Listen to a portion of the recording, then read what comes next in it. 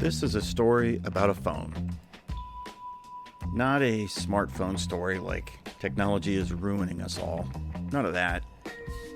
This is a story about one specific phone belonging to one specific guy, and what that phone taught me about the human capacity for self-deception, which is basically unlimited. 4 months clean, doing everything right, meetings, sponsor, groups, the works. Model client, honestly. If I gave out golden stars, this guy got a folder full of them. And then I started noticing the phone. Not doing anything dramatic. It's not like glowing red or whispering to him. It's just face down. Always face down. On the table, face down. In his pocket, face down. I genuinely start wondering if this guy has developed a moral objection to the concept of a screen. He's never looking at it. And to be clear, I wasn't playing detective. This is just one of the skills I've actually got after all these years. Noticing the small, almost imperceptible shifts in how somebody carries themselves. And what got me wasn't that he was hiding something. It's that he was hiding it in my office from me.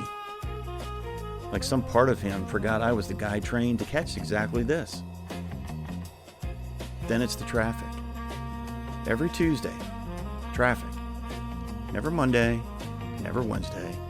Just the one specific, apparently sentient traffic jam that shows up exclusively to ruin his one meeting a week.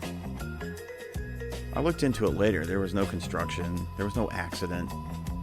There was, as far as I can tell, a conspiracy between this man and the Department of Transportation, and I was the last to know. And here's the thing about relapse. Nobody tells you this part. It doesn't come through the front door. It doesn't kick anything down. It doesn't come in screaming and yelling. It comes in through the smallest, dumbest little cracks. A face-down phone, a suspiciously punctual traffic jam. It's almost impressive. The commitment to the bit. By the time the truth came out, weeks had already passed, which means the actual relapse, the one that mattered, had nothing to do with the substance. It happened earlier, quietly, in a decision when nobody else was in the room. That discussion never occurred in front of another person. Everything after that was just paperwork. So that's the story. A phone that wouldn't look at anybody. A traffic jam with impeccable timing. And I'm the guy sitting in the room who's sitting there watching it and being paid, frankly, to notice those things. And it turns out your gut already knew 3 weeks before your evidence did. Addiction, it's the great deceiver. It's the teacher of how to lie. I'm Doc Jacques. Stick around.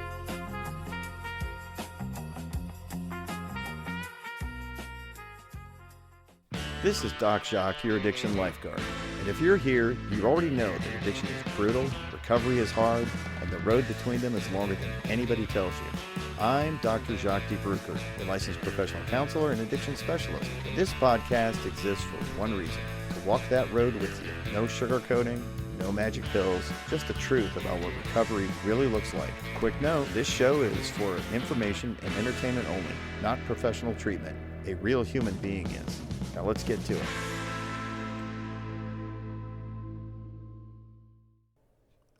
All right, so today we're going to talk about something that every addict does. Every single one of you. And the people around them see it happening before they do. And I see it in my office, usually about 10 minutes into a session.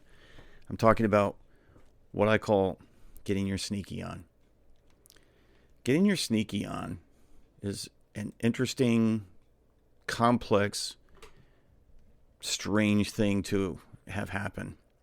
It's when the behavior shifts before the using shifts. The deception starts first. The lies, the hiding, the disappearing acts, the who me faces you give to people. It's like the opening act before the main event. And the main event is you going back out and picking up. Here's the thing about sneaky behavior. It's not as sneaky as you think it is. You're hiding in plain sight.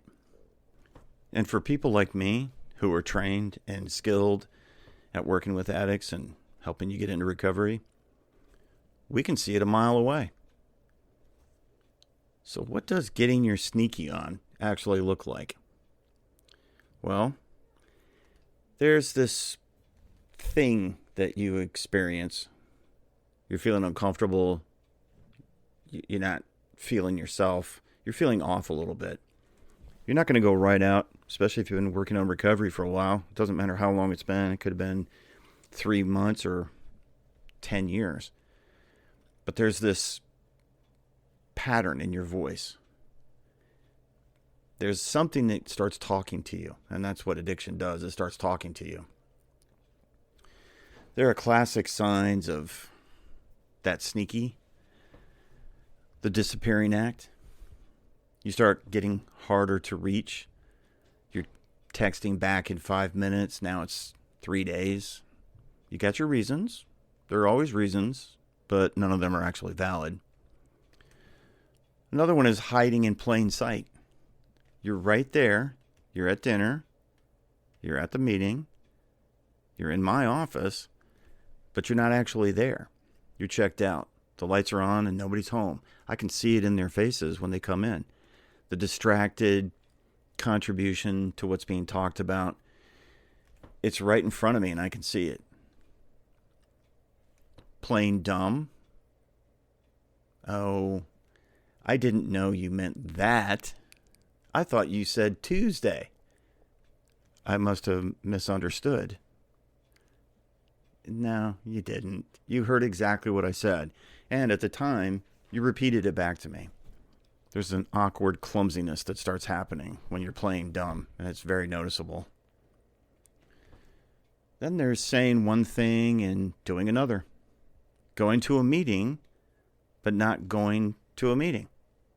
Calling your sponsor, but not calling your sponsor. Going to work, but not going to work. Really, it's kind of a version of what we call gaslighting. You're saying one thing, but you're doing another. And it's very comical, aggravating, and frustrating to the people that you're doing it to. Then there's acting like you're trying, but you're not. This is one of my personal favorites because it's the most creative. You show up, you do the minimum, you say the right things. You know what the right things are because you've heard them enough, but there's nothing behind it. The engine's off. You're just kind of coasting. You're just going through the motions. And in light of gaslighting, we have the blame pivot. The moment accountability shows up, somebody else suddenly caused it. Everybody else is the problem. You're just trying to survive all these people who keep messing things up for you. It's never your fault. And the cousin to the blame pivot is denial with a straight face. I've had clients who look me dead in the eye and tell me everything's fine while I'm watching them unravel right there in front of me. That takes a special kind of skill. I mean, that genuinely, it's impressive. And it's going to get you killed, honestly. And here's one that happens.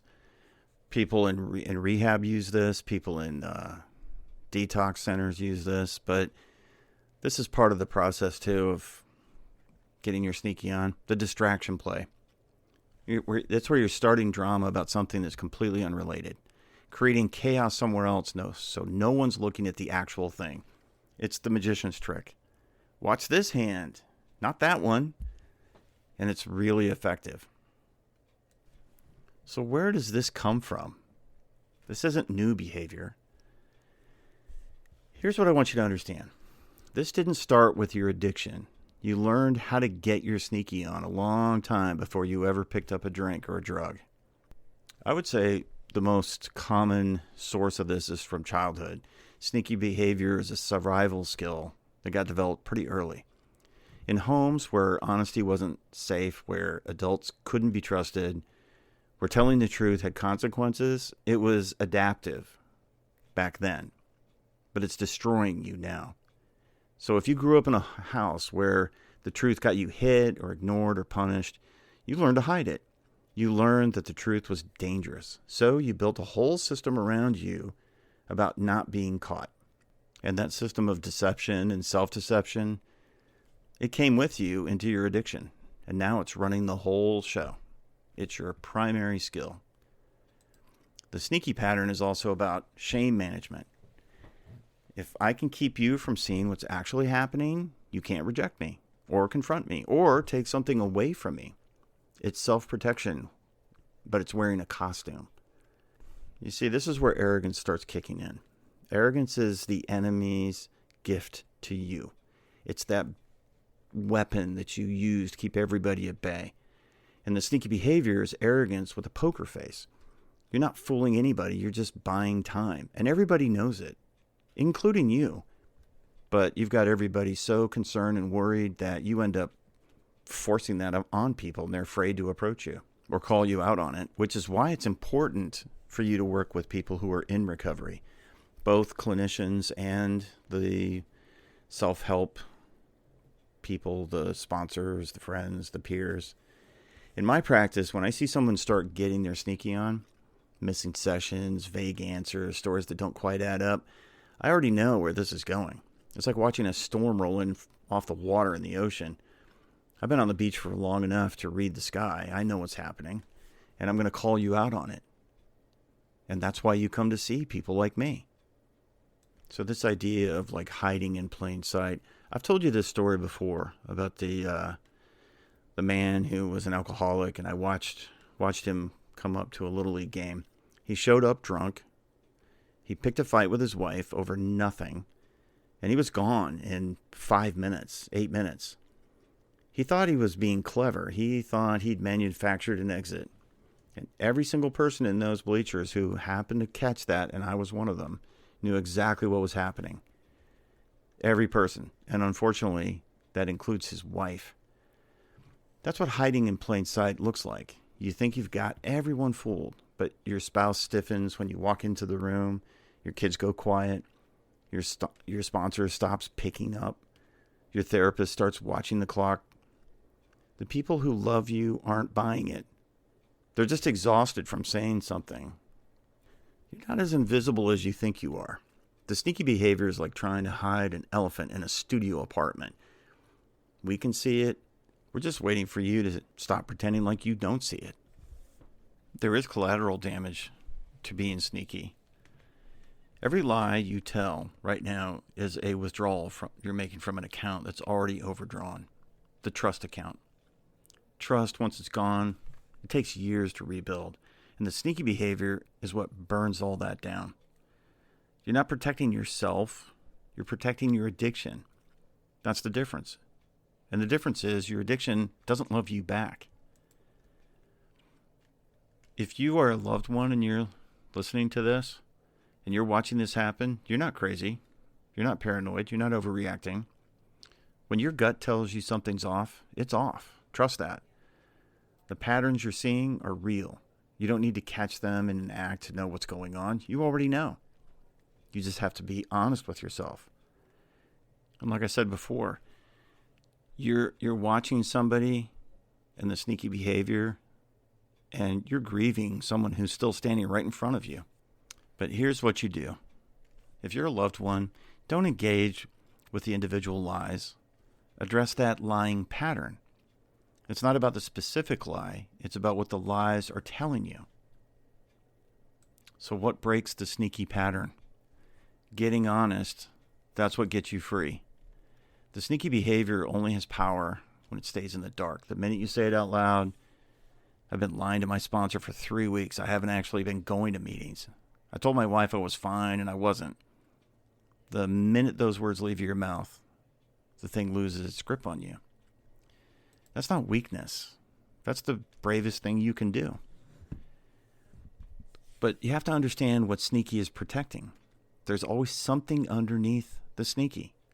Fear of consequences, fear of losing something, fear of being seen as the person who failed again. This is what you perhaps learned in childhood. But you have to get to that fear. That's where the actual work is.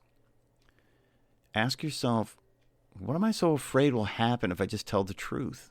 That's what I ask my clients. Because whatever that thing is, that's what we need to be talking about in the sessions. Not the lie, the thing the lie was covering. There's an accountability that comes with that. And so the accountability versus responsibility is an issue. Being accountable for something is different than being responsible for something. Sneaky behavior collapses when there is real, consistent accountability, but not punishment, but someone who is going to ask the questions and expect real answers. Get a sponsor who won't let you get away with it. That's when I'm telling people about how do you pick a sponsor, you got to pick a sponsor that you can respect and you're willing to sit there and listen to the truth. And many times it's because you see the person in front of you who's your sponsor and they've actually had a harder time than you, perhaps. Or maybe they've understood and they've seen it and done it all and they're not going to put up with your crap. Get a therapist who watches for it. This is what I'm doing in my sessions all the time. I just speak the truth. And it's funny because the people who are my clients, many times they report to me, nobody's ever said that to me, or you said it in a way that nobody ever has. It's not about the way I'm saying it. It's the fact that I've built this trust with the client and they're willing to listen. They're willing to absorb it.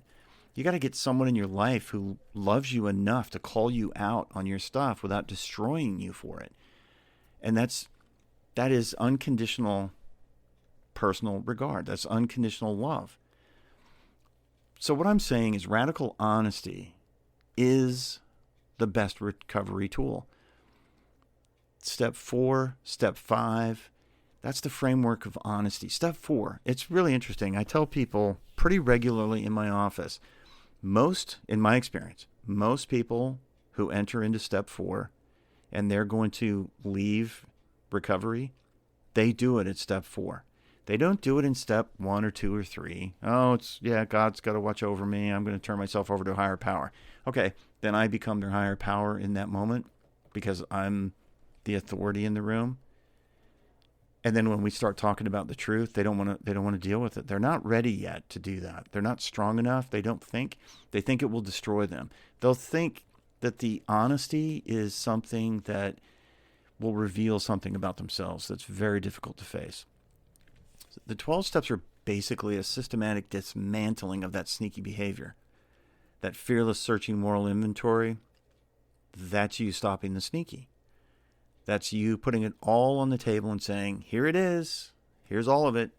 Judge me if you want, but I'm done hiding it. Understand the truth, and the truth will set you free. I'm paraphrasing scripture and using it out of context, but it really applies. You cannot receive healing with a closed fist. A sneaky behavior is a closed fist. You're gripping onto the lie so hard that there's no room for anything real to get in. You got to open your hand. You got to lay it down. Then you got to stop touching it. When we use the phrase, lay it at his feet, we mean put it down, not lay it down and keep one hand on it in case you want to take it back. That's what addiction tells you to do. I'm going to say it, the enemy wants you hiding. Isolation is addiction's best friend. God wants you free. Those are your two options. Hide with the enemy or be free with God.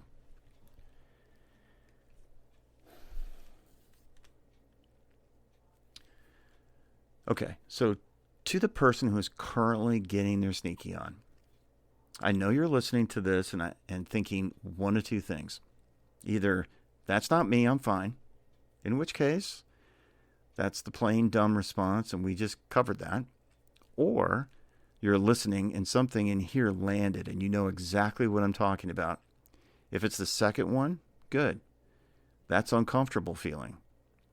right? It is uncomfortable. That's honesty knocking on the door. You have to be willing to be a little bit uncomfortable, which is about being truthful, because that will pass, and then freedom sets in. So if you're the person who suspects somebody is being sneaky around them and you love that person and you sense that, you're not wrong, and you're not the problem. You got to stop bending yourself into a pretzel trying to figure out how to catch them or convince them or fix them. You can't. I see it all the time in my office. People trying to fix the person that is the addict. You cannot fix them, but you can stop participating in that stupid dance. Stop pretending you don't see what you're seeing. That's the key. And that's your truth if you're a loved one of an addict. So when you're trying to figure out how do we stop this madness, understand the truth, and the truth will set you free. That's it. Be honest, be truthful. Well, that's this episode of Doc Jacques, Your Addiction Lifeguard. I hope you enjoyed this episode. If you have, please like, subscribe, and recommend to your friends. If you have something you want to reach out to me for, you can do that through docjacques.com. That's the podcast website. And you can send me a message, get suggestions, get some feedback. I really appreciate it. I really do enjoy doing these podcasts. Just remember, if you're trying to save your addiction by ending your life, that's insane. Go to rehab. Go to a detox center. Get a therapist. Go to meetings. Get a sponsor. Do the work to get into recovery. But don't try to save that addiction. Kill it. Let's end it. So, until next time, this is Doc Jacques saying, see ya.